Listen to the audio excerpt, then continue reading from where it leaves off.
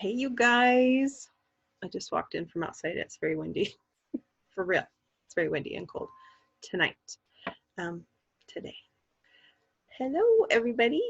We're going to do week 26, 3rd through 6th grade history. So I hope you guys have been enjoying this Renaissance period of history and learning about some of these things. There's just some really cool stuff that we've talked about. I mean, the medieval stuff was cool too. Knights and the plague and all that stuff was really fun, but the Renaissance is awesome because there's just so much. So you guys will hopefully, as you study it throughout the rest of your schooling, you guys can look back and remember some of the fun activities and lessons that we had on the Renaissance. I know that I have really liked it. One quick thing that I want us to do right now is last week when we talked about Shakespeare, oh, you guys, your concrete poems were awesome. Seriously awesome. I'm so impressed.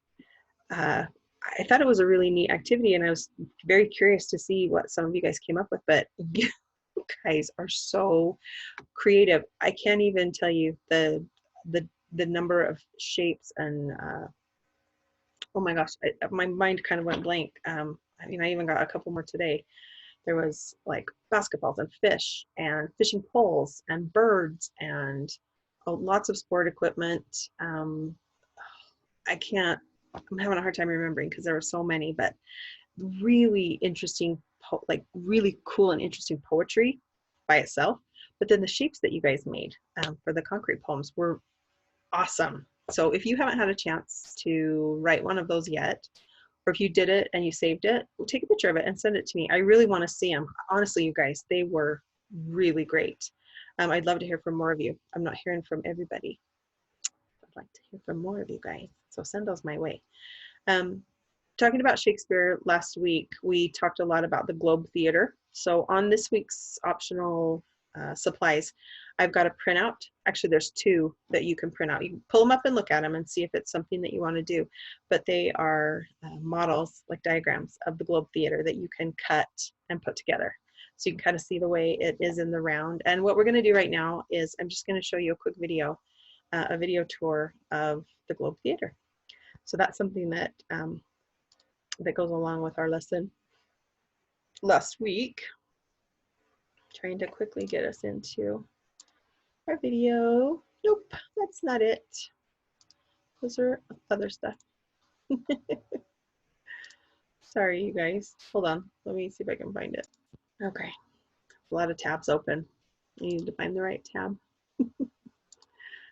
So this is a really cool video of the Globe Theater, which is in London. And as you know, from what we talked about last week, it was where Shakespeare's plays were performed. Remember some of the cool facts about Shakespeare at the time? He was writing they were performing the plays, he was writing them, and they were performing them. Like as fast as he could write them, they would perform them. One other kind of cool fact interesting fact is that they were all men that played all of the parts. The way the theater was set up was really cool. So this little quick video tour is going to be fun for you just to get a real quick glimpse of what the Globe Theater looks like. So let's enjoy. Behind me is Shakespeare's Theatre, rebuilt recently, but it was originally constructed in the 17th century, and its name is the Globe, which comes from the expression everyone in the world is an actor. The conditions of the time when this would have been built were very different from the way actors work now. It was all done during the day because they didn't have enough money to afford candles to put on the plays at night. So there would have been far more interaction between the public and the actors. And in fact, the groundlings, which were the cheapest seats just under the open cover, they would shout at the actors and throw things at them if they didn't like the play. At the time as well, none of the actors were women because they weren't allowed to be in plays. And also the church was very critical of theatre. It called it the nest of the devil, and it was usually just outside the city walls because it wasn't really allowed in those days. It was seen as something very popular and affordable because, just as I said before, the cheapest seats could be afforded by everyone.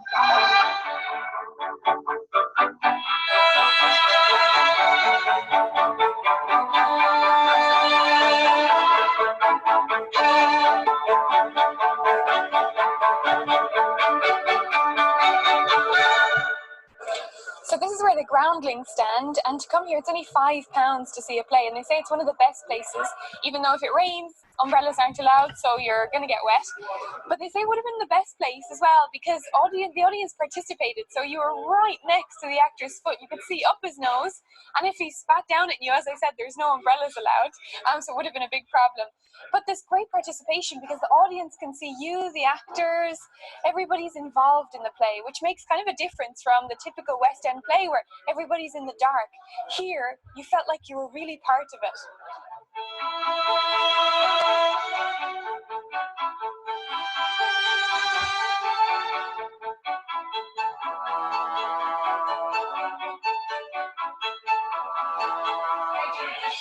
Zodiac known as the heavens. There's a trapdoor in heaven as well, which is open at the moment.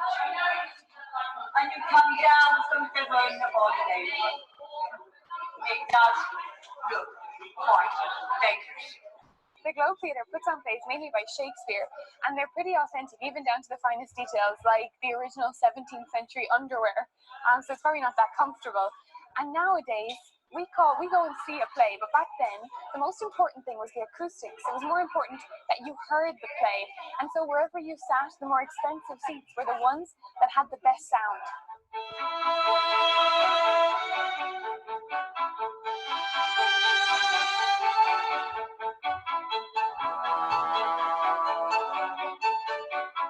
The stage represents three different elements.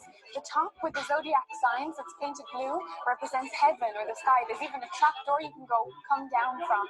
And the stage itself represents the earth, and there's a trapdoor to go underneath, which represents hell.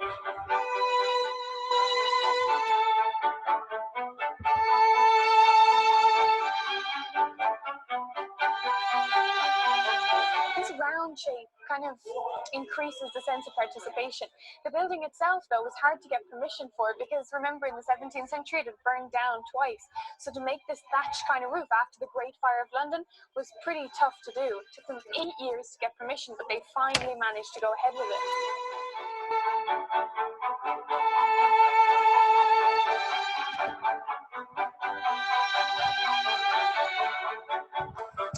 Shall I compare thee to a summer's day?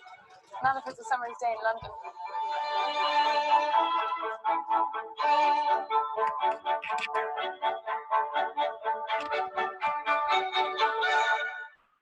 Okay, that was awesome. So that goes along with our lesson from last week on Shakespeare in the Globe Theatre. So wasn't it cool to see it on the inside? And did you guys remember a lot of those facts? Had a visitor right there. A lot of those facts when we learned about the Globe Theatre from last week, the groundlings on the floor, and that they would party and eat and drink, and they would throw things at the actors, and the actors would yell down to them, and it was kind of a little bit more, definitely not the way when we go see a play right now. I thought it was really interesting that she brought up, and we didn't talk about this last week, but it was a lot more important to them that you could hear the play and hear what was going on than see it. So the best places to hear, obviously, were up in the covered seats, and down on the ground maybe. I mean, you could still hear, but you definitely couldn't see. So that's the Globe Theatre. So that was a really cool tour to see what it looks like on the inside. Later, when you're done with this lesson, if you want to pull up one of those printouts, you can print them, and you can cut and design, well, not design, but recreate, make a little mini scale model of the Globe Theatre if you'd like. So that's an optional activity you can do. There's one that's a little more simple, and then one that's a little more intricate, and the directions are just right on the page for you to do. So that's just a fun optional activity if you guys want to do that. So during this time in history, obviously, we talked about last week how famous William Shakespeare was, and still is. That everybody knows who he is. And so there's his name comes up again as we talk about our historical topic today, our historical person today, in that the Globe Theatre is still a big part of the time period that we're talking about. She said it was recently rebuilt. So if you go to London, you can go see the rebuilt Globe Theatre, and that's where obviously they were doing the tour from and where they were talking from. So it's great. Let's move on to our topic for today. So I need to, hold on. Okay, so who did we talk about last week? Well, we talked about Shakespeare. Of course, we did. Think back a couple weeks ago, 2 weeks ago, when we talked about King Henry. Now, King Henry and his significance in the world as far as Reformation goes, but he was the King of England. And today we're going to learn a little bit about his daughter Elizabeth, who became the Queen of England. So what I'm going to have you do is you have a printout. Let me show you what it looks like. I want you to pull up this. You guys see that? I want you to pull up the Queen Elizabeth, all about Queen Elizabeth. And I think it's called the Queen Elizabeth brochure, maybe. Yeah, Queen Elizabeth brochure. So I want you to have printed this. Now, if it wasn't possible to print, I want you to pause. Let me just explain, and then I want you to pause, and I want you to copy down these questions onto your regular piece of paper. So we're going to watch a brain pop, and you know I love me some brain pop. We're going to watch a little video about Queen Elizabeth, and I want you to be able to use this note-taking sheet, and you're going to answer these questions. So you're looking for her date of birth, date of death, her spouse and children, how long she ruled England, an interesting fact. Now, there's going to be a lot of interesting facts, but I want you to, you can see here on the right side, I want 5 facts about her. So maybe your most interesting fact could be this one at the bottom, the thing that you found the most interesting, or that really you were like, whoa. But on this side, 1 through 5, I want 5 facts about Queen Elizabeth. Now, there's going to be some information that comes from the brain pop, but after this, you will also have another link that you can open up, and it's called the Queen Elizabeth fact sheet. So after we watch the brain pop together, I want you to be writing down the answers to the questions, as many as you can get onto this paper. And then when we're done, you guys will pull up the fact sheet on your own, and you'll complete this sheet. So if you need to fill this out and write these questions down on a piece of paper, go ahead and push pause now.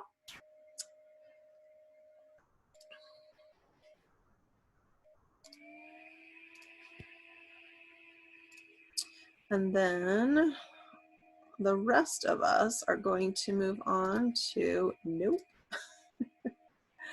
Where is my, oh my goodness, you guys. We gotta get in here to our brain pop video. Sorry. Here we go. Maybe. Hold on, guys. Let me fix this.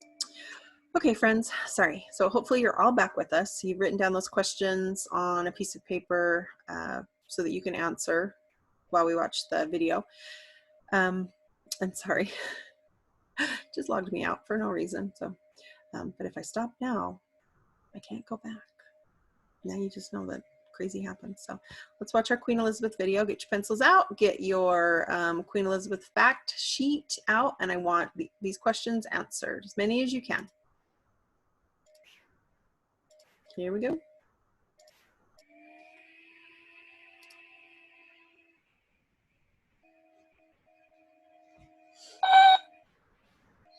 I can't believe people used to wear these things every day. Dear Tim and Moby, can you make a movie about Queen Elizabeth I of England? Thanks, Mark. Well, Queen Elizabeth I is one of the best loved and most famous of all English monarchs. She was born in 1533 as the daughter of Henry VIII and Anne Boleyn. But her reign got off to a rocky start.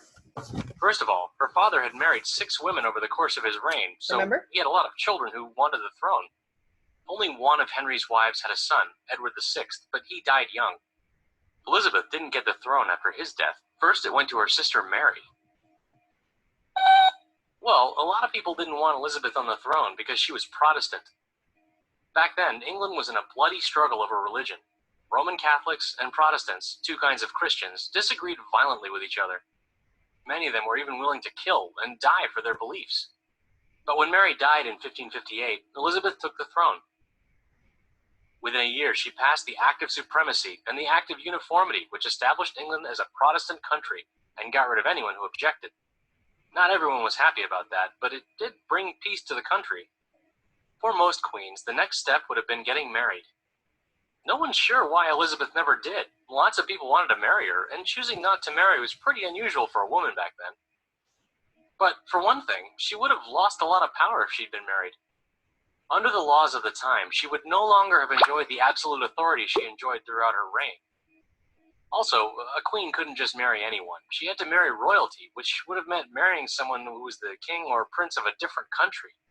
And that would have put England under a foreign power. So she never married, and that's why she's often called the Virgin Queen.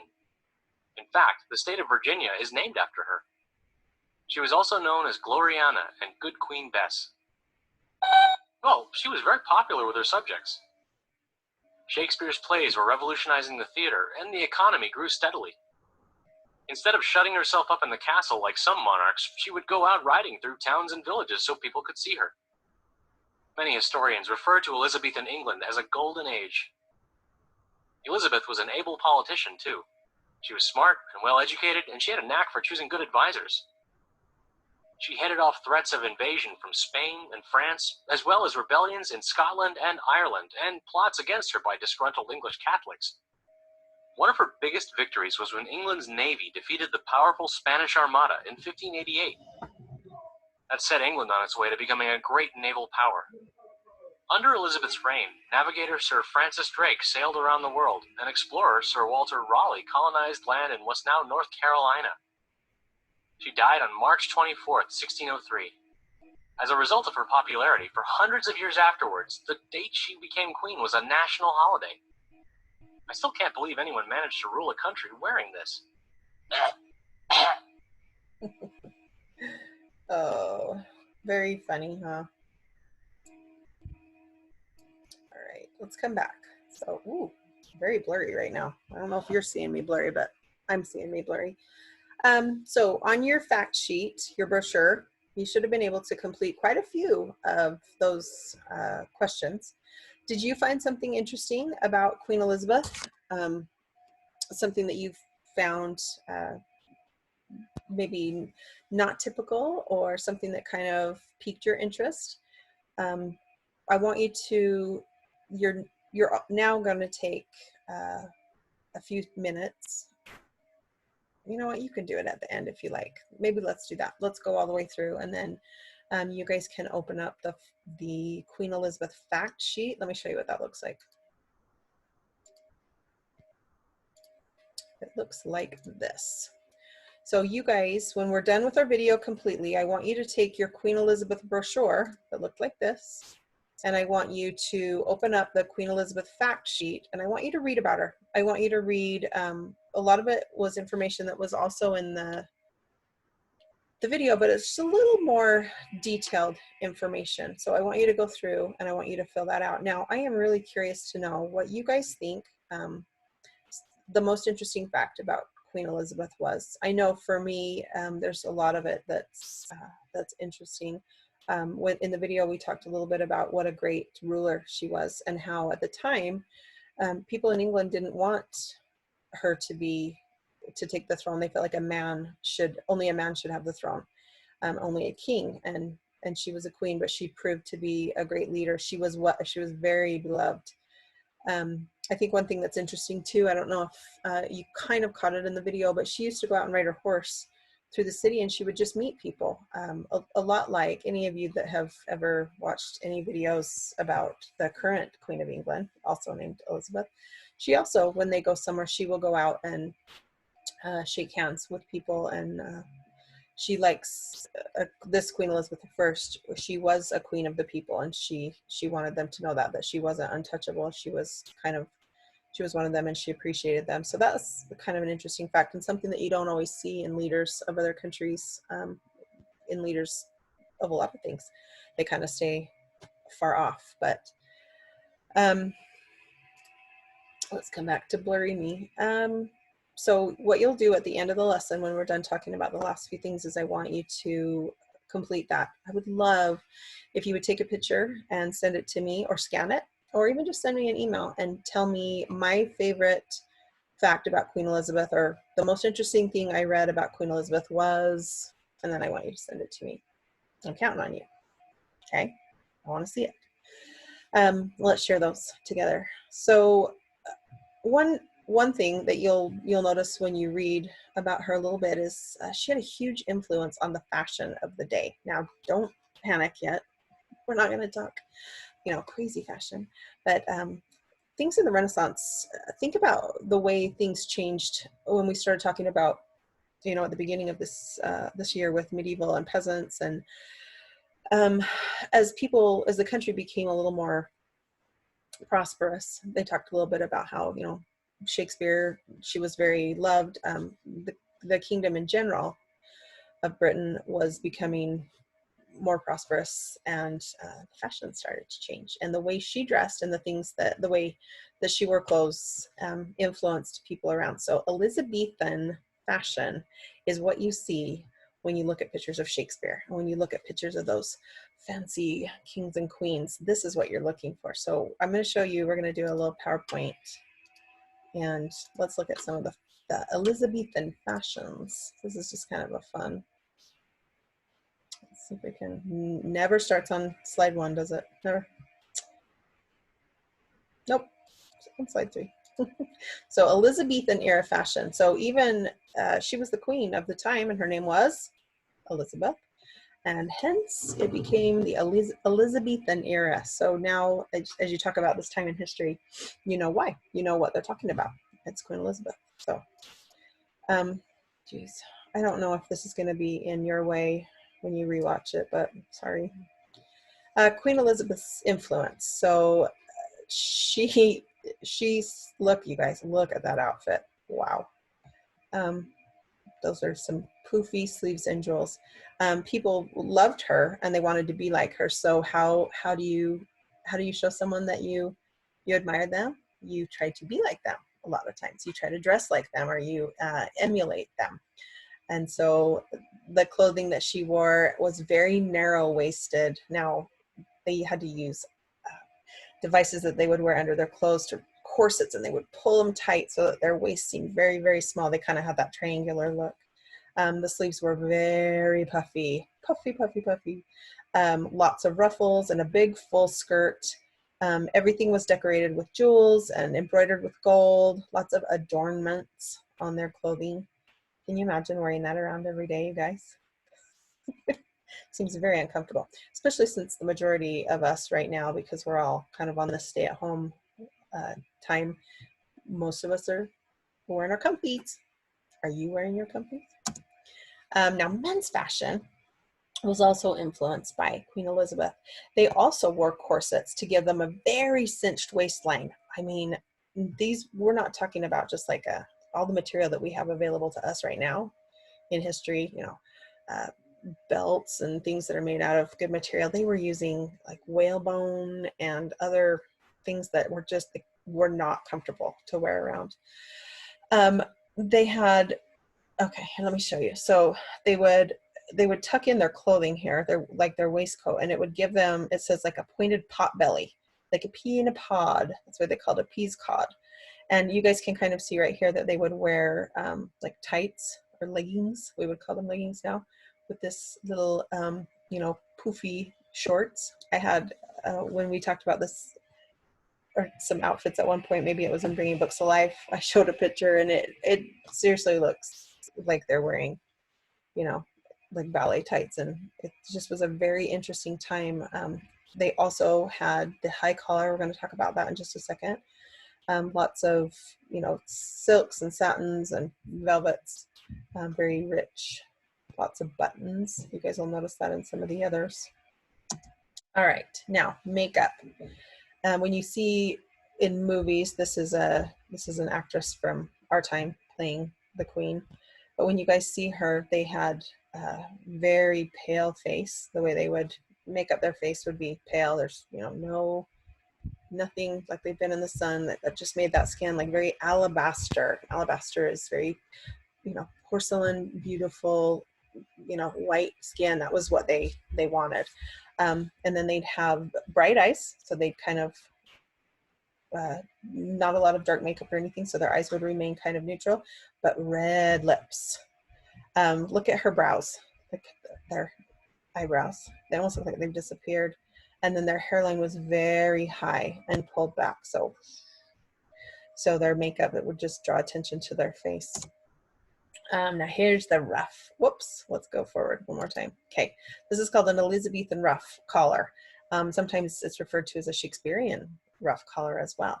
So no rich person felt properly dressed to impress unless he or she was wearing one of these ruffs.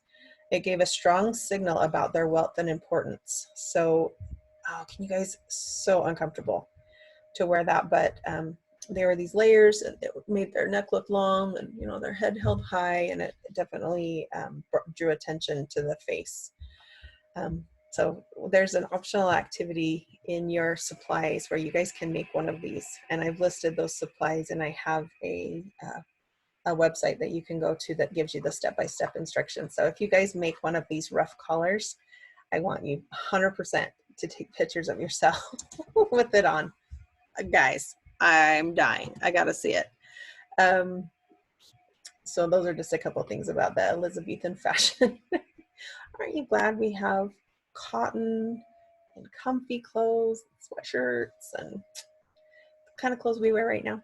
So Elizabethan fashion, as you guys get older and different movies and plays and things, you see this is the look. When you're representing kind of England during this time period, those are the things that you'll see, that kind of extreme fashion. And it was all because of the influence of Queen Elizabeth. Okay, so just a little bit about Queen Elizabeth and her influence on people. She was very loved and really paved the way for the way England was ruled from then on. So at the end of the lesson, I want you to please complete the Queen Elizabeth brochure with the fact sheet that I gave you. And that comes actually right from a website that has a lot of information about her. You should be able to get everything that you need from there. And I want you again to remember, I want you to send me your favorite fact about Queen Elizabeth, or something that you thought was really interesting. Now, the optional activity that you guys can do is you can make one of those ruffs. So I've listed the supplies that you need, but then here you guys will be able to pull this up, and it's just step by step to make one of these ruff collars. So are you excited? I am very excited for you to see that, or I'm excited to see you guys in that. So that's the ruff collar. If you have siblings that are in the K through 2 class, I think everyone's making these, so it'll be really fun. Maybe you can do a whole family Elizabethan ruff collar activity for stay-at-home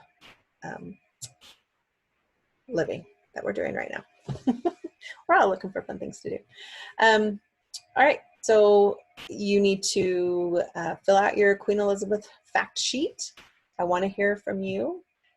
Go ahead and do the ruff collar if you'd like to. It's those little step-by-step instructions. It's really easy, so you guys will have a good time with that. And you hopefully have most of the supplies hanging around. The last thing that I'll show you real quick is the Globe Theatre. Oh, maybe I didn't pull it up.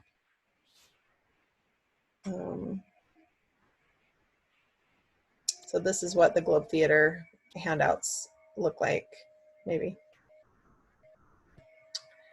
If you'd like to print these off, can you see this is the one that's a little more involved? So you'd go ahead and print that off and cut it out, and then it's got a lot of folding to make. When you're done, you'll make a little model of the Globe Theatre. So that's another fun activity that you guys can do and print those off. The other one is a little bit easier, and you can color it, and if you want to, you have the ability to print it off on maybe some harder cardstock. That's great. If not, you just do it on regular paper. That's great. It's fun. If it's something that you just want to look at, you can go ahead and pull it up and look at that. But the Globe Theatre was, I mean, it's a huge part of this Elizabethan era. And we talked so much so that we talked about it last week and spent a whole week on Shakespeare. So this is a really fun week. I want you to go ahead now, once we're done, and finish up your Queen Elizabeth paper. And we'll get ready. I'll just see you next week. For sure, send me emails with your rough color pictures. Oh, please, please, please, please send them to me. I want to see them. I need some fun. I miss you guys. I need some laughs. I should have made one and put it on. Maybe I will next week. Okay, don't forget that you guys will have some live class, some classroom live Zoom chats with your teachers this week. So watch for that. Do that.